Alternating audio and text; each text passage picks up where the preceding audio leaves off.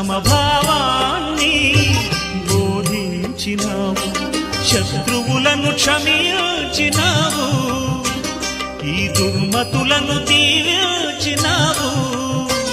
మహిలో వెలిగే రవితేజం నీవు, నీకే గ్రహణం పడుతుందా? ఊయల ఊగితే సోల పాటరా, ఊయల ఆగితే ఏడుపు పాటరా, ఊపిరి ఆడితే ఊగిసలాటరా, ఊపిరి ఆగితే సమాధి తోటరా.